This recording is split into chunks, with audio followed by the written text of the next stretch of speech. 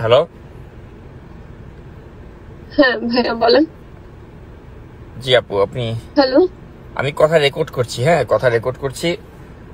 আমি চাই যে দেশ ও জাতি এগুলি জানুক আসলে। তো বলেন আসলে কি হয়েছে? আপনি আপনি কান্নাকাটি করছিলেন তখন, কি হয়েছে আসলে একটু বলেন আমাকে। ভাইয়া আমি আমি স্ট্যাটাসটা দিছি তাসনবাকে সেভ করার জন্য। মানে আমি আমি যদিও জানি যে আমি অনেক গুছায় কথা বলতে পারবো না। ওরা আমাকে নিয়ে অনেক বাজে বাজে কথা গ্রুপের মধ্যে লিখতেছে যে আমি আমি নাকি ঢলে ঢলে ছেলেদের কাছে পড়ে পড়ে পোস্টের জন্য নাকি আমি এরকম করি। আমি আমি নাকি আমি বেশ্যা, আমি নিজে নাকি এটা স্বীকারোক্তি দিচ্ছি। যেহেতু আমি যে নারীদের যাত্রা মৈত্রী যাত্রাতে অংশগ্রহণ করছিলাম, ওইখান থেকে একটা ক্লিপ নিয়ে তারপর একটা গ্রুপে আদান প্রদান করতেছে আর বলতেছে যে আমি নিজে স্বীকারোক্তি দিচ্ছি আমি বেশ্যা। আমার সাথে নাকি ওয়াকারের মানে পেট রিলেশন আছে। আমি নাকি স্বামীর ভাইয়ের সাথে আমার বয়ফ্রেন্ড লাগে খুব বাজে বাজে কথা। আমি নাকি বিদেশে পাচার করি। আমি এই এনসিপি তে ঢুকছি উদ্দেশ্য নিয়ে বিদেশে পাচার করার জন্য। আমি মানে আমার চরিত্রকে যা ইচ্ছা তাই বলতেছে।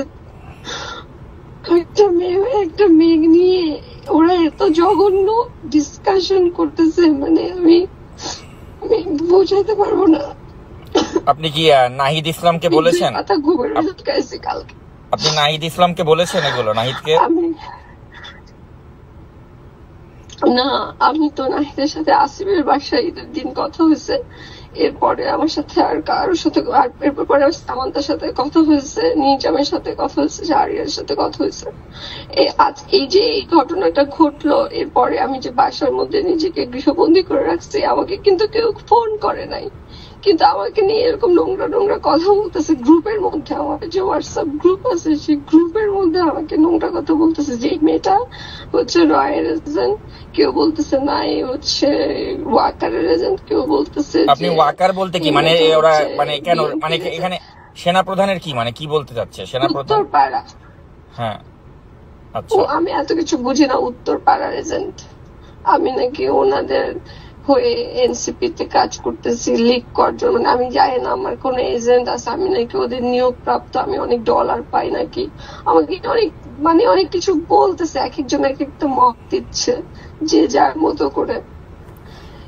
কিন্তু আমি আমি আমি সত্যি সত্যি এনসিপি কে আমি জাস্ট মানে আমি চাইছি, আমি মনে করছি যে আমার দেশের প্রতি কন্ট্রিবিউশন করা দরকার, আমার কন্ট্রিবিউশন রাখা দরকার। আমি চেতনাকে ধারণ করি বা আমার মধ্যে যেটুকু কোয়ালিটি আছে আমি সেইটুকু কোয়ালিটি দেশের জন্য দিতে চাই। এই জন্য আমি এনসিপি তে গেছি। এনসিপি তে আমি যেতে চাই না। আমি বলছি যে এনসিপি তখন হয় না, আমি তাসনোভাকে আর তুষারকে দুইজন আমাকে নিয়ে গেছে।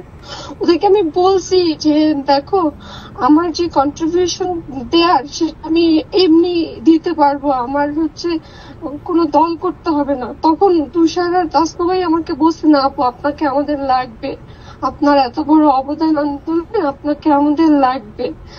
ওরা আমাকে এখানে এনে আমার সাথে এই ডিসগাস্টিং জিনিসটা করে যখন ফেল করছে তুষার, এখন আমাকে নিয়ে এত নোংরা কথা বলতেছে। আমি এত এত কিছু সম্মুখীন হয়েছি, আমি তো এগুলো সব বলতে পারবো না। আমি একটা জিনিস বলতেছি, আমি যখন গুলশান জোনের একটা প্রোগ্রামে অ্যাটেন্ড করি তখন আমি প্রথমে আসছিলাম, আমার স্লোগান আমার বক্তৃতা দিয়ে শেষ, এরপরে তুষার এসে আমার পাশে দাঁড়াইছে, তারপরে ও কোনি দিয়ে আমার বুকের মধ্যে চাপ দিচ্ছিল। আমি তখন ওর পাঞ্জাবি ধরে টান দিয়ে ওকে সরাই দিয়ে আমি আরেকটু সাইড হয়েছি। আপনি দেখেন ওই গুলশান জনের প্রোগ্রামটাতে। কিন্তু সেগুলি তুষার না বলে তুষার আমাকে, আমি যে পাঞ্জাবি ওকে টান দিয়ে সরাইতেছি সেটাও ওর স্ট্যাটাসে লিখছে। এই ধরনের কথাটা আমি লিখতে পারতেছি না ফেসবুকে, বা আমি কারো বলতেও পারতেছি না। আমি যে কি কি সহ্য করতেছিলাম এনসিপির মধ্যে তুষার দ্বারা আমি আমি বুঝাইতে পারতেছি না। তো সব কথা তো বলা যায় না, আমার কথা তো সবাই বিশ্বাস করবে না। আমি তো বুঝতেছি না, আমার কাছে সব প্রমাণ নাই। যেটুকু প্রমাণ আমার কাছে আছে, আর 47 মিনিটের যে রেকর্ডিং বা ভিডিওটা আছে ওইটা যদি পুরাটা রিভিল করা হয় তাহলেও একটা পর্যায়ে আমি মানুষ ভাববে যে ঠিক আছে কোন জায়গা থেকে এই মেয়েটি 47 মিনিট কথা বলছে এই ছেলেটার সাথে, কিন্তু যেহেতু এটা কাট কাট করে আসছে তো এই জায়গায় অনেকগুলি কনফিউশন ক্রিয়েট হয়েছে। আর যেখান থেকে ও সুযোগ পাচ্ছে আমাকে এই নিয়ে এরকম ফালতু আলাপ করার, মানে আমার এনসিপি যারা হচ্ছে নতুন স্বপ্ন দেখবে, নতুন দেশ করতে চায়, তারা হচ্ছে এইরকম নোংরা নোংরা কথা কি করে বলে একটা নারীকে নিয়ে ভাইয়া। যখন আমি এখানে উপস্থিত ওরা জানতে পারতেছে যে আমি এই গ্রুপে আছি, আমার সামনে আমাকে সামনে রেখে আমাকে নিয়ে এরকম নোংরা নোংরা কথা একজন আরেকজনের সাথে ছুড়ে মারছে, আমার ছবি আদান প্রদান করতেছে। আমি এগুলো ডিজার্ভ করি না ভাইয়া, প্লিজ ট্রাই টু আন্ডারস্ট্যান্ড। না অবশ্যই আপনি এর আগেও অন্যায়ের প্রতিবাদ করেছেন, আপনি এই ক্ষেত্রে একটা উপদেষ্টাকেও আপনি ছাড় দেন নাই, তো সেক্ষেত্রে এখনো আপনি একটা অন্যায়ের প্রতিবাদ করতেছেন। আমরা আপনার পাশে আছি এবং অবশ্যই আমরা একটা ন্যায় বিচার আদায় করে ছাড়বো আমরা ইনশাল্লাহ। তো আপনি ধৈর্য হারাবেন না, আমরা আছি। আমার অস্ত্র ছিল আমার সততা, আমার অনেস্টি, আমার আত্মসম্মান। আমার এই আত্মসম্মান যদি নষ্ট হয়ে যায় আমি তো বাঁচবো না। আমার মান সম্মান না থাকলে আমি বাঁচতে পারবো না। আমাকে বাঁচতে দিচ্ছে না, আমি নিজেকে আবদ্ধ করে ফেলছি একটা ঘরের মধ্যে। আমি কিছু লিখতেছি না ফেসবুকে, আমি কমেন্ট করতেছি না ভয়ে, কি লিখতেছে না লিখতেছে এই ভয়ে। ওরা আমাকে বাঁচতে দিচ্ছে না। তো অনুভূতি একদিন বলছে আপু আপনি কি পরে লাগাতে দিচ্ছিলেন এরকম, আপনি মানে তার মানে কিছু যদি বলতেছে, মানে খুবই নোংরা কথা বলতেছে, আমি এগুলো বলতে পারবো না। I can not explain.